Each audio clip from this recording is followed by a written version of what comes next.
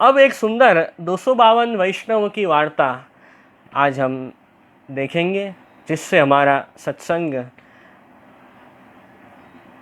सत्संग में आनंद आए और ये वैष्णव की वार्ता से हम अपने कर्तव्यों का ज्ञान ले सकें कि हमें किस प्रकार पुष्टि भक्ति मार्ग में चलना है। वो हमें ये वैष्णव सिखाते हैं और श्री महाप्रभु जी श्री गोसाई जी के कृपा पात्र सेवक हैं।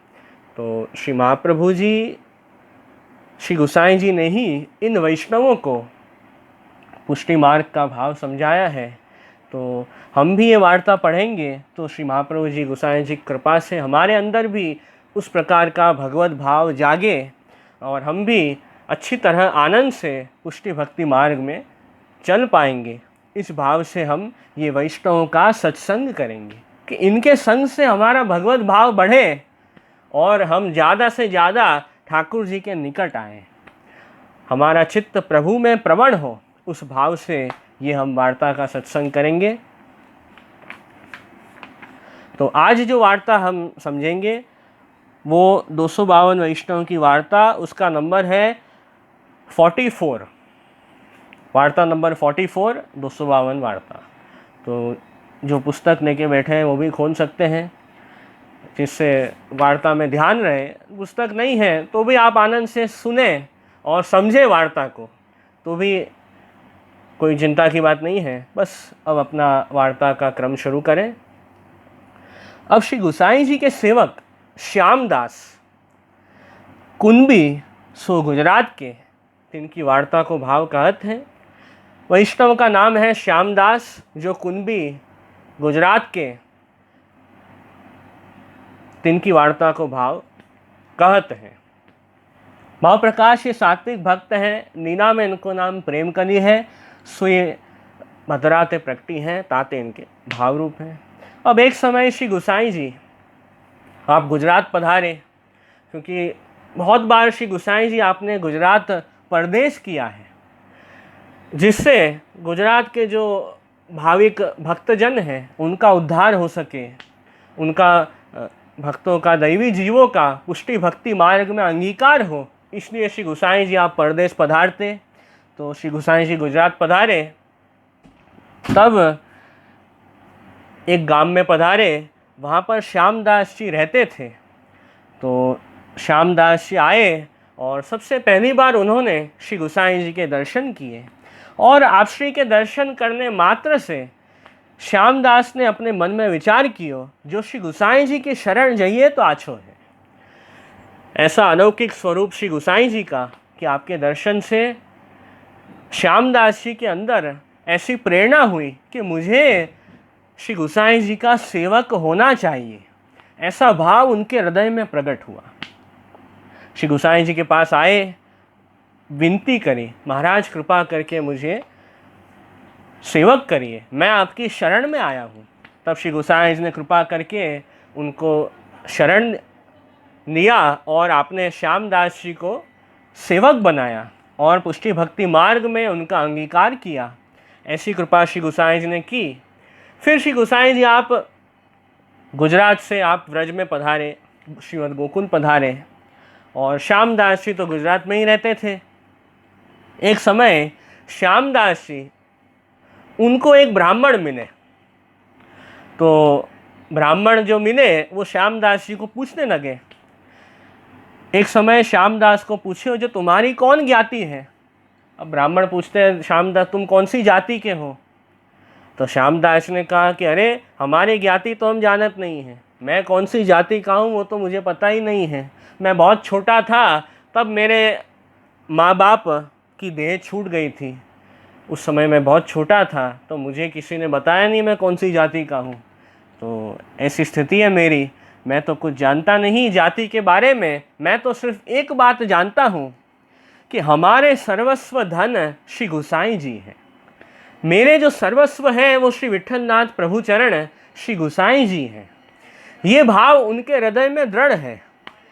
सो जिनने श्री गोवर्धन नाथ जी के स्वरूप को ज्ञान बतायो है और उन्हीं की शरण लिए हैं। श्यामदास जी कहते हैं कि मैं तो श्री गोसाई जी को जानता हूँ, वे मेरे सर्वस्व धन हैं, और श्री गोसाई जी ने ही मुझे श्रीनाथ जी के स्वरूप का ज्ञान कराया है।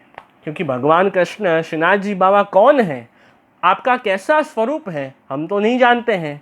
जब तक गुरु श्री महाप्रभु जी गोसाई जी हमें प्रभु के स्वरूप का ज्ञान नहीं कराते, तब तक हम प्रभु को नहीं जान पाते। तो प्रभु के स्वरूप का ज्ञान भी श्री महाप्रभु जी और श्री गोसाई जी की कृपा से ही होता है। ये भाव हमें समझना है। तो ये बात श्यामदास जी कर रहे हैं और उन्हीं की शरण लिए हैं। मेरे स्वामी तो सर्वसमर्थ हैं, उनकी शरण मैंने स्वीकारी है, मैं उनके चरण का दास हूँ, ऐसा श्यामदास जी का भाव है। और मेरा उद्धार तो श्री गोसाई जी आपने करो है। इस प्रकार ब्राह्मण से सब बात कर रहे थे। तब ब्राह्मण ने हंस के कहा कि देखो इनको कैसी दृढ़ता है, जो कछु संसार की बात को तो लेशु नहीं है, संसार में तो इनका मन ही नहीं है, इनका मन तो श्री महाप्रभु जी, श्री गोसाई जी और श्रीनाथ जी बाबा में ही है। ऐसे ये श्यामदास जी कृपा पात्र वैष्णव हैं। तो ये इनका स्वरूप है जो हमें ये वार्ता से समझने मिल रहा है। फिर कुछ दिन के बाद श्यामदास जी के मन में ऐसा विचार हुआ कि देखो मैं कितने दिन हो गए मैंने श्री गोसाई जी के दर्शन नहीं किए। ऐसा हृदय में उनको ताप भाव प्रकट हुआ कि देखो कितने महीने निकल गए, मैंने अपने गुरुदेव के दर्शन नहीं किए। ऐसा भाव उनके अंदर आया।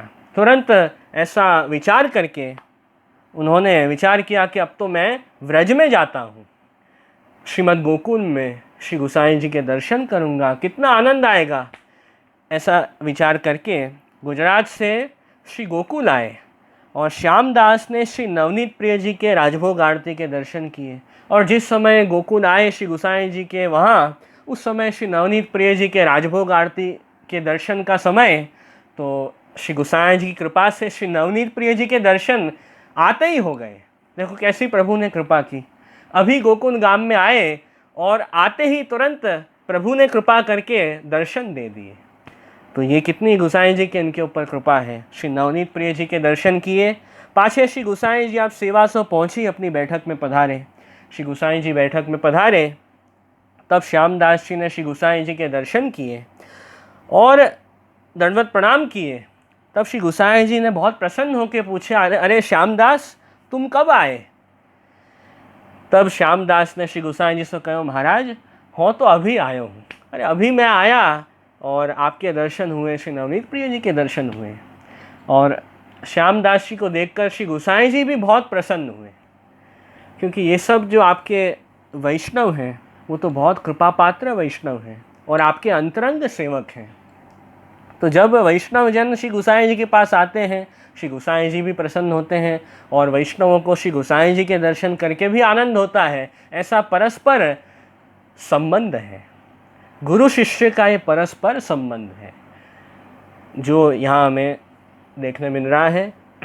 फिर श्री गोसाई जी ने आज्ञा करी कि अब आए हो तो प्रसाद यहीं आपको लेना है, प्रभु का महाप्रसाद लो। तो गोसाई जी कृपा से ठाकुर जी का महाप्रसाद श्यामदास जी ने लिया। फिर श्री गोसाई जी आप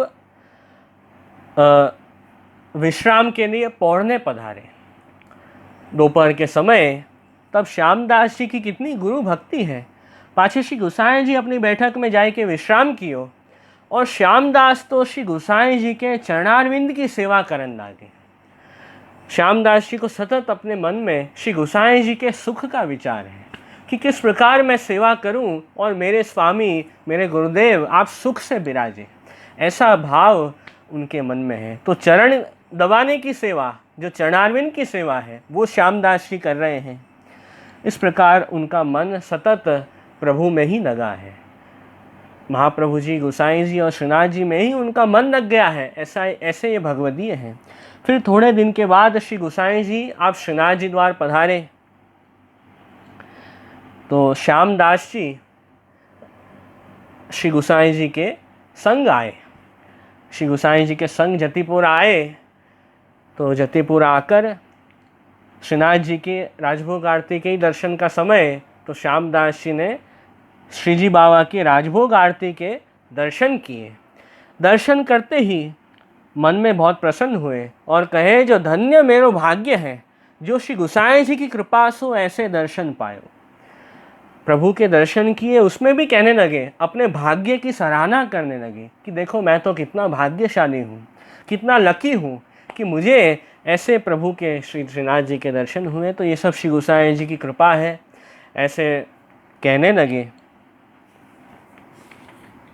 फिर तब श्री गोसाई जी श्यामदास से पूछे, श्यामदास श्री गोवर्धन नाथ जी के दर्शन करे। तब श्यामदास श्री गोसाई जी को साष्टांग दंडवत करे के कहे, महाराज आप तो कृपा सिंधु हो, आपकी कृपा ते मोह सारीखे पतित को ऐसे दर्शन को सुख भयो। तो कितनी दीनता श्यामदास जी प्रकट कर रहे हैं कि देखो हे श्री गोसाई जी, आप कृपा सिंधु हो और मैं तो पतित जीव हूँ, मैंने तो अपने जीवन में जाने कितने पाप किए होंगे, ऐसा मैं जीव, परंतु ऐसे जीव के ऊपर भी आपने कितनी कृपा की है। मोह सारीखे पतित को ऐसे दर्शन को सुख भयो।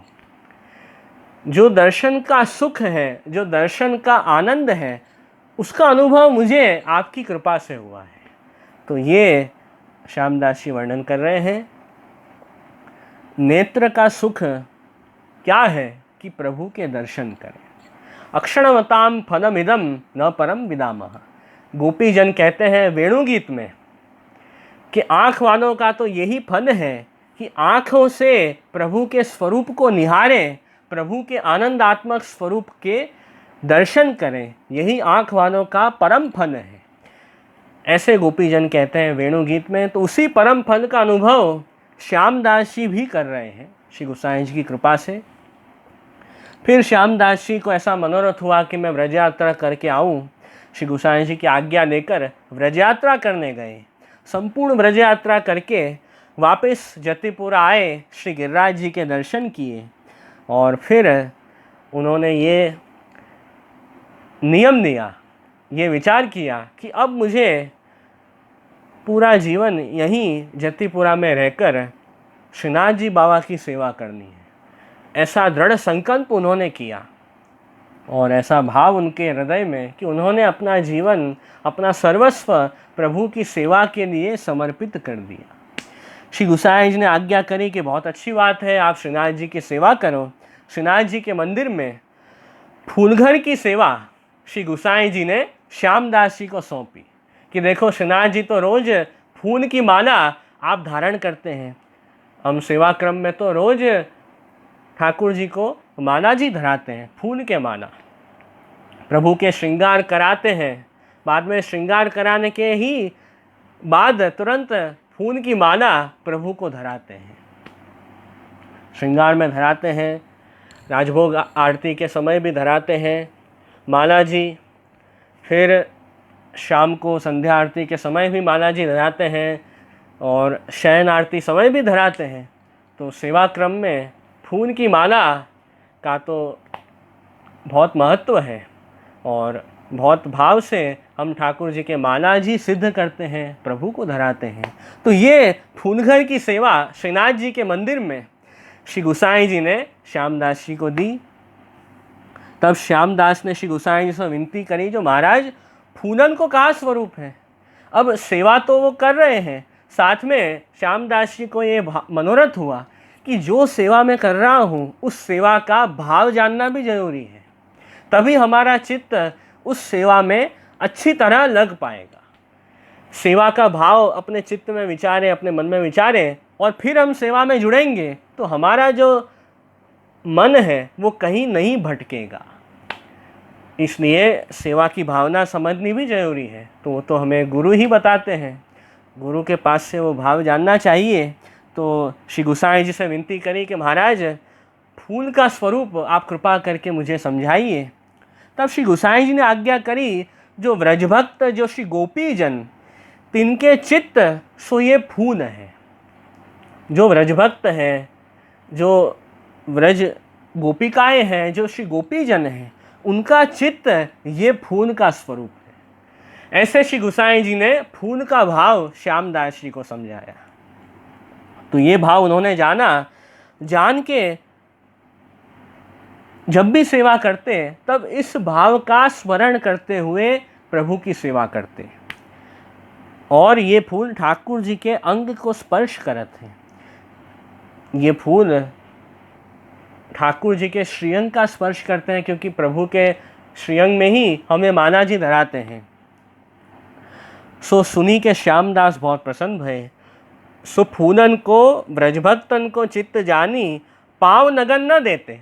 अब उन्होंने जान लिया कि ये फूल तो ब्रजभक्तों का स्वरूप है, तो उस भाव से अपना पैर कहीं ये फूल में ना लग जाए, वो सावधानी श्यामदास जी रखते और धोए बिना हाथ न लगाते।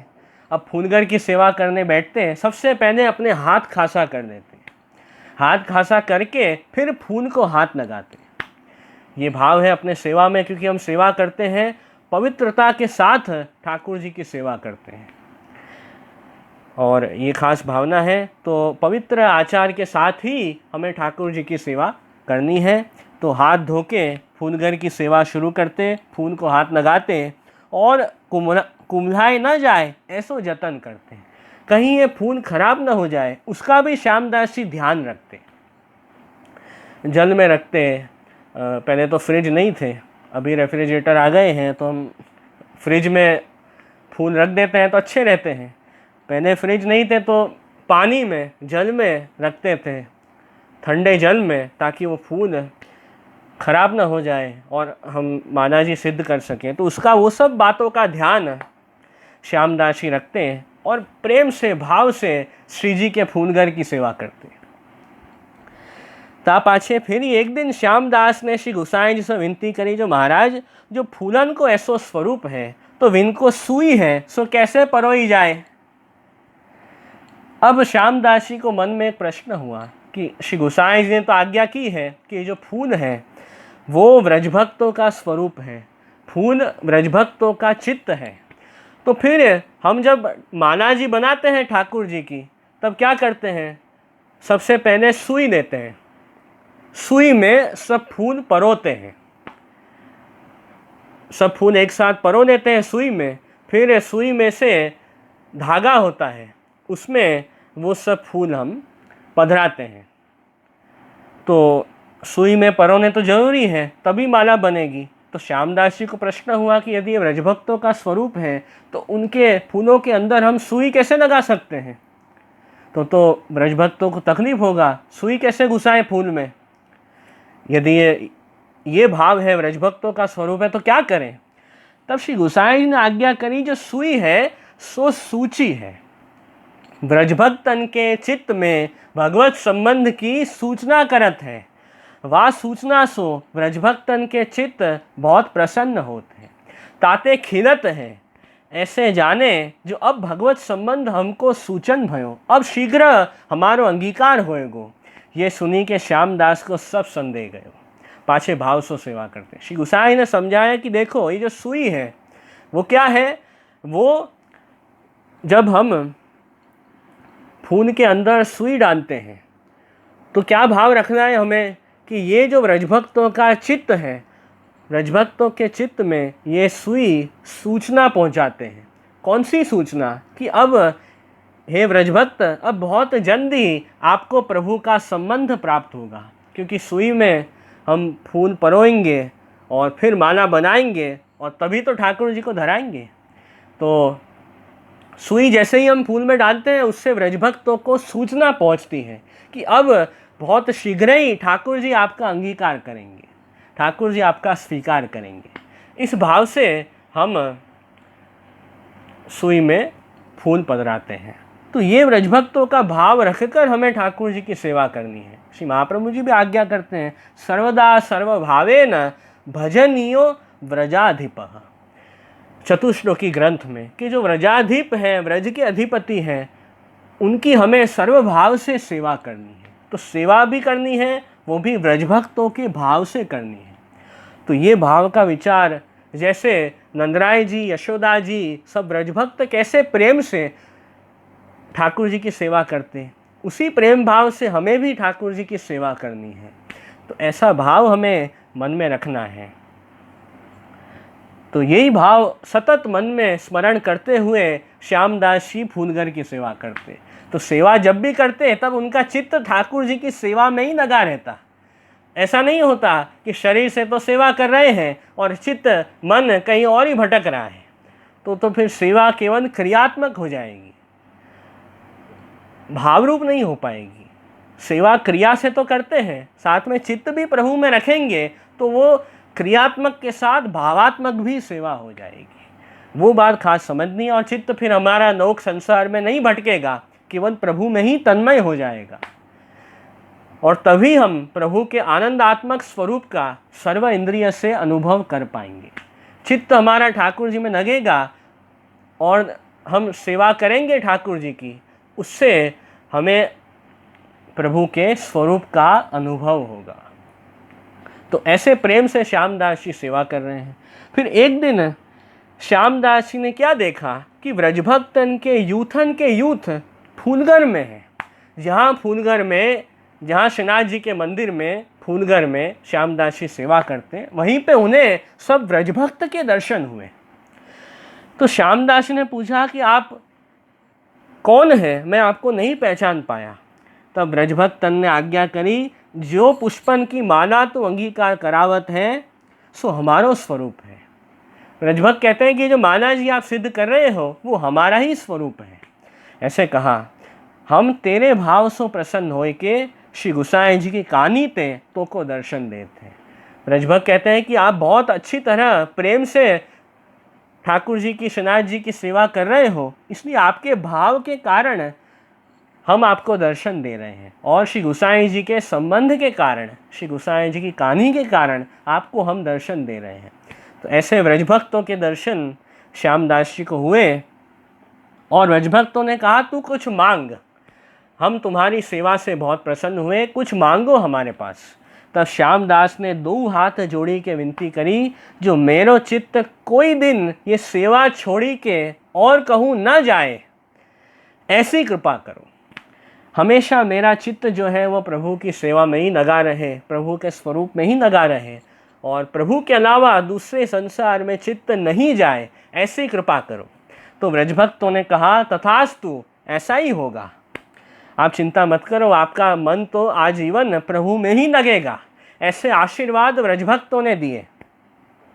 फिर ही श्यामदास ने ये सब बात श्री गुसाई जी से विनती करी, सब बात गुसाई जी को बताई। तब श्री गुसाई जी आज्ञा किए, जो जिनको 6 जन्म हुए हैं, 300 ठाकुर जी कछु अंतराय नहीं राखे। जिन जीवों का अंतिम जन्म होता है उनको फिर कोई विघ्न नहीं आते हैं भगवत प्राप्ति में। ये सब 84,252 जो वैष्णव हैं उनका तो अंतिम जन्म है। अब तो उनको भगवत प्राप्ति इसी जन्म में हो गई है। ऐसे ये भगवदीय हैं, उनको कोई विघ्न या प्रतिबंध अब नहीं रह गए हैं, ऐसे ये भगवदीय हैं, श्री गुसाई जी कहते हैं। तो उनको अब कोई अंतराय नहीं है, अब तो सीधा भगवत प्राप्ति ही होगी।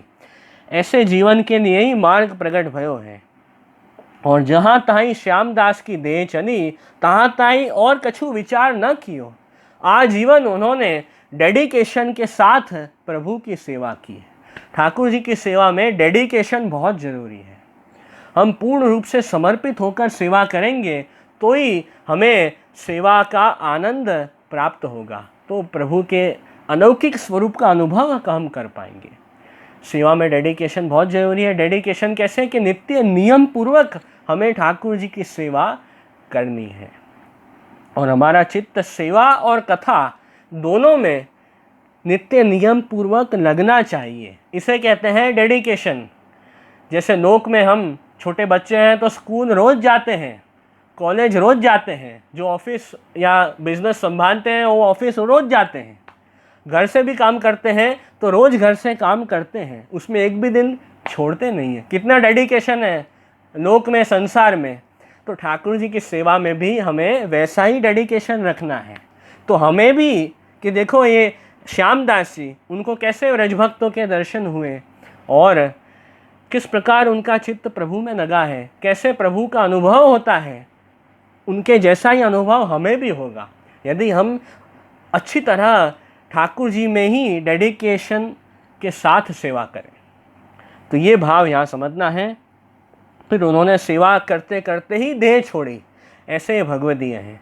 और श्री गोसाई जी को जब पता चला कि श्यामदास जी की देह छूट गई है तो गोसाई जी ने आज्ञा करी आप बहुत सराहना करें और कहते हैं कि देखो कैसो सूधो मुग्ध स्वभाव तो, कैसा शुद्ध भाव है श्यामदास जी का, जो अपने शरीर की वो सुधी रहती नहीं, केवल सेवा में ही उनका मन लग गया, अपने देह का शरीर का भी, शरीर के सुख का भी विचार नहीं करते। नहीं तो नॉर्मली क्या होता है, लोग सबसे पहले अपने सुख का विचार करते हैं फिर और सब बात करते हैं।